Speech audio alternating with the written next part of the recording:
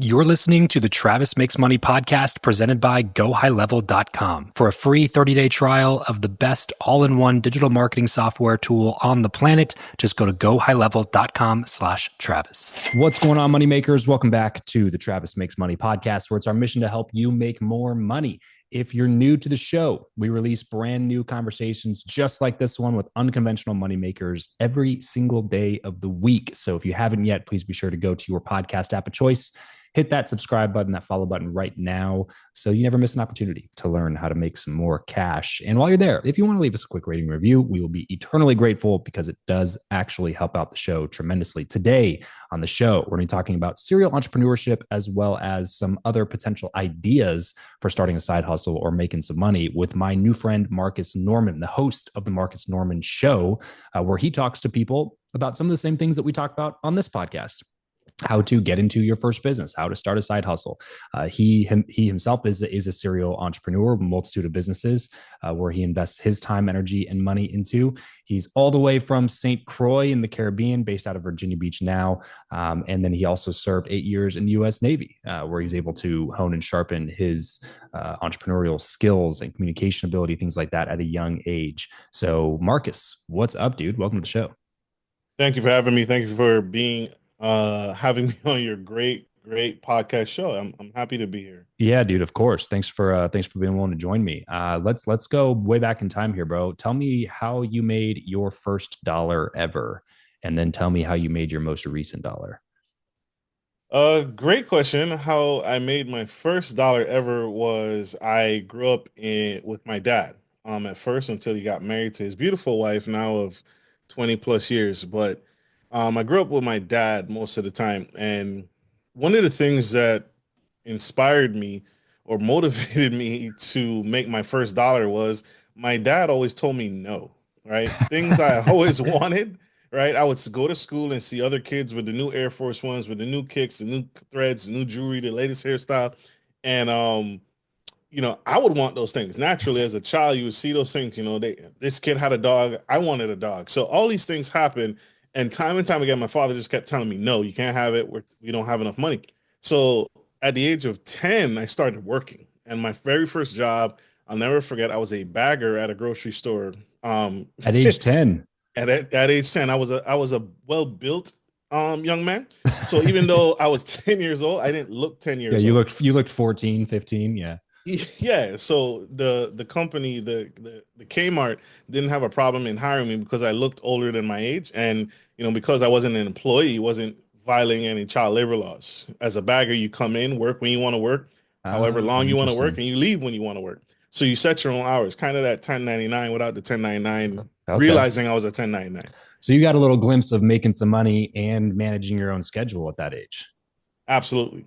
Exactly. And then now I make money through several sources. One of my biggest investments to date is my girlfriend and we bought a mental health practice. Okay. And so a mental health franchise. And so that is now our biggest source of income. And it's our baby right now. We're nurturing it and we're fostering it. And it is flourishing very, very well. We have a team of about 6, 7 professionals, and we lead them and work with them and support them and have been growing this practice. We just launched in January of this year and are very happy. Nice, man. That's awesome. In January of this year. Yes, sir. Okay. Is this your first franchise? Yes, sir. Okay. What made you make the decision to get a franchise versus starting something on your own or acquiring another business that already existed? Numerous facets. So my girl and I had delved in starting businesses previously. I own numerous businesses and she owns numerous businesses, and we started all those businesses on our own from the ground up. And we realized, and we came together and we realized that's very hard. Whereas, right, it's not easy to start from scratch. Whereas the franchise model, they have a team that supports you through the growth process, and they have the strategies and the mindsets, and I've already done a lot of the research in the specific demographic, or Yeah. can do the research in your specific demographic, so they can advise you and counsel you on where to open up, what you should be doing, what's the best marketing strategies, what have worked, what hasn't worked, where to spend your marketing dollars, where not to spend your marketing dollars. And so knowing that and melding both our minds together, we dove into buying a mental health franchise versus starting one from scratch. And my girlfriend has experience in the mental health space. She's been doing it for 15 plus years. Oh, And I've wow. been doing business for about 10 to 15 plus years. And so it seemed like an easy transition to want to combine the two, right? You Yeah. need good business acumen, you need good mental health, because there's HIPAA and there's all these other guidelines and laws and organizations that oversee mental health practices to make sure you're compliant and you're not hurting people. And How did you find the franchise? Like were you kind of like, hey, we know that we want to start a franchise. Let's start looking at a bunch of different franchises? Or was it like this one looks really interesting to us? Oh, they happen to franchise. Let's move, let's like do something with them. Great question. So we just like yourself, great podcast. I also have a podcast called Gentleman Style Podcast, and so I interviewed a gentleman who specializes in non-food. He's a broker, and he's the number one broker in the United States. And I had the pleasure of interviewing on my podcast, and he specifically works with individuals seeking to open their very first franchise or a multitude of franchises, but it's not the McDonald's, right? It's not the Chick-fil-A. It's not those big franchises that require a minimum of like 500K, $1 million. He specializes in non-food franchises. Are you And talking real quick? Are you talking about John? yep, I'm John talking about Austinson? John Austin. Yeah, big shout out to Incredible. John Austinson over at Fran Bridge Consulting. Yeah, he wrote a book called Non-Food Franchising. Yeah, he's been on the show as well. Great dude. Great dude. So interviewed Mr. John, and yeah, we reached out to him, had said, this is our market, this is what we want to open up. And he found us the caveat of franchises that would do well in our area and the numbers and who the point of contacts is and the research data. And we've been off to the races since. Yeah, that's awesome, man. Tell me a little bit more about the podcast. So the podcast, Gentleman Style Podcast, was started in 2014. I've been podcasting for a very long time with the intentionality of bringing experts. At first, it was a talking point podcast where I just talked to the audience because I was dealing in real estate. I own 3 cannabis dispensaries. I own an ATM portfolio business. I own numerous businesses. And so I wanted to share what I was learning as I was building my various businesses. And so it was a talking point. And then I flipped it to people don't want to know about me. People want to know about Travis, right? As the expert. And so one day, this young lady found my podcast. I guess my podcast had been rated as a highly sought after podcast among this marketing group. It was a group of individuals who come together, a mastermind. That's the word I was looking for. Okay. So in their mastermind, they talk about podcasts that people in the mastermind should listen to.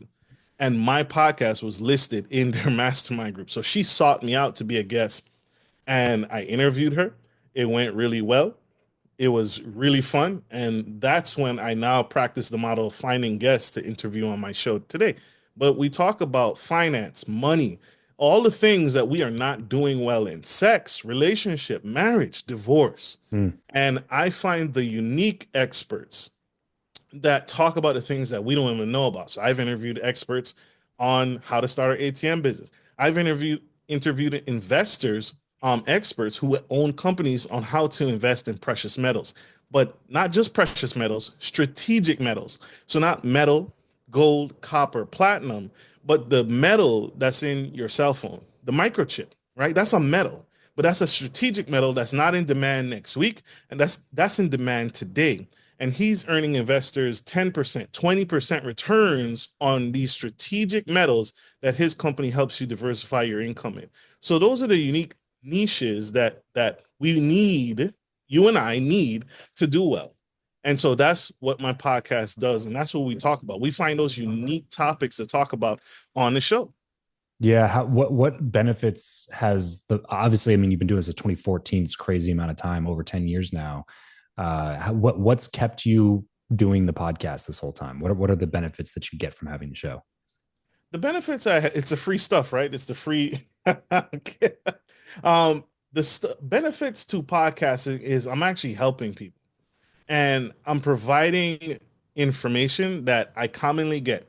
I didn't know that was a thing. I didn't know Travis could start his own ATM business. I didn't know I could start my own ATM business. I didn't know there was other assets outside of stock markets, right? Stocks, bonds, and mutual funds, right? I didn't know I could invest in strategic metals. I didn't know that my marriage is failing because I'm not eating the right foods to help promote a sexual and a vigorous sexual relationship with my partner. These are the things that we talk about. I just interviewed a really powerful lady who helps you eat right for your blood type, right? Mm, So it's not just food and health and wellness, but did you know that there are certain foods that you should not eat because of your blood type?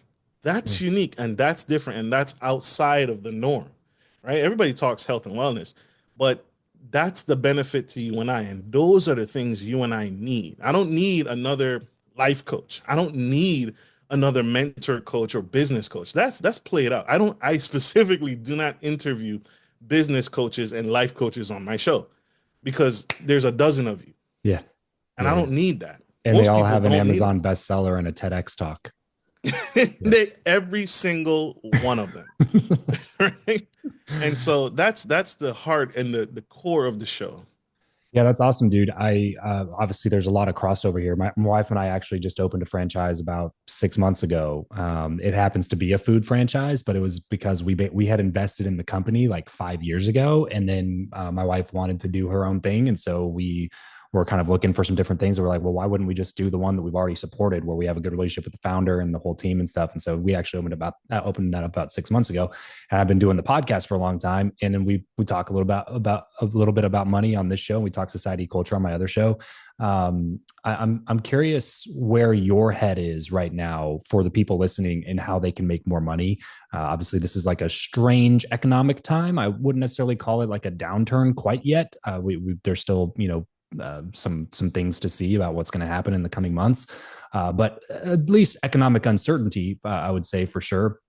And then we're in a unique position where for the first time ever 30-year-olds are worse off economically than their parents were at the same age, for a variety of factors. Where are you seeing it with some of the guests that you've had on the show recently, where you would be like, man, these sectors, these fields, these niches, these industries, these are the ones that are super interesting or intriguing to me, where people could really start learning how to make some money doing X? What would that X be? Great question. So some great niches that I've been seeing through my show and just over time is again kind of what I briefly mentioned outside of traditional stock, bonds, and mutual funds. I've gotten to the place where I no longer invest my money or a very small portion of my money in stock, bonds, and mutual funds. It's the alternative investments. It's the investments that the wealthy invest in. Just like you said, a financial advisor once told me one of the reasons why he got out of the financial advisor space is because in order to partner with a financial advisor, you already have to have money. And so he couldn't help anyone. And so what he realized is um, he had a business client that came to him and said, "Hey, man, I have $10 million in cash. Should I invest it in the stock market or should I continue? Or I should invest it in my business." And the financial advisor said, "It is the best place to invest it back into yourself and your business. Why would you ever tell a millionaire or someone with that much money to invest in the stock market?" And so it's the money is better served in our hands as long as we educate ourselves and become more financially literate. One of the things, again, real estate is always going to be my number one because I got started in real estate. But I found organizations and companies like called Arrive.com. So it's a space, it's an online space where Jeff Bezos and all the big wigs that you know of, but you can invest in real estate without the phone calls, right? Without the phone calls and harassment of tenants, but you're investing in actual physical tangible real estate and you're getting a dividend. Those rent payments, you're getting dividends and the property values are going up and you're getting compensated for putting your money to work. And this is outside. This isn't a REIT. This is outside of the stock market. Hmm. And so that's where the heart of what COVID-19 showed us. It's no longer with the employer.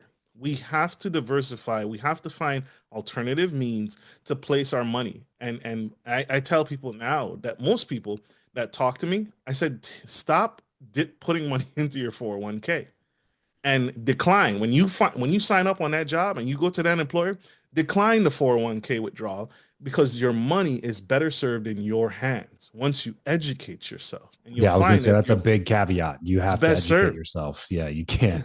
You can't just not put the money in the 401k and be like, "Ah, I'll figure it out at some point." Like you gotta you gotta actively take a role if you're gonna deny that type of like safety net.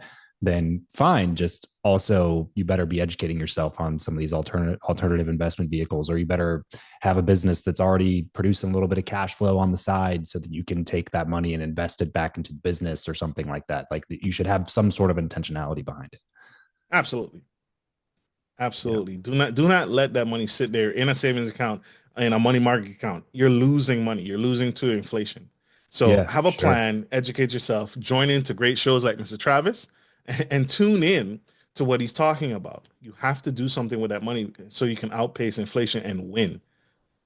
Tell me a little bit about the cannabis business. What kind of spurred your interest in that space? What spurred my interest into that space is I'm a member of Start Engine. I don't know if you've heard of that platform. Yeah. But I'm an investor in Start Engine, and one of the companies several years ago, um, private companies came on there, and he was advertising his business, which is a cannabis kiosk, right? And so he was entering into a familiar space because I am in the ATM business, so I understand how vending machines work. But this gentleman and his team incorporated the vending technology along with some modern day technology, and they actually utilized blockchain technology and artificial intelligence in these cannabis kiosks. And for and he was one of the unique things. So if you know anything about investing in equities and private businesses, there has to be a liquidation event. When you invest in a startup, the only most investors, you're not going to see your money back in any reasonable amount of time. Right. And has to be an event that occurs in order for you to even potentially see your money back, either a buyout, a sellout, or they go public on the stock market. And so this company was actually offering, hey, if you give us a lump sum of money, we're actually going to give you some cannabis dispensaries to open in your local market so you can actually start earning a return while still remaining your equity shareholder position inside the company while it's still Mm. private.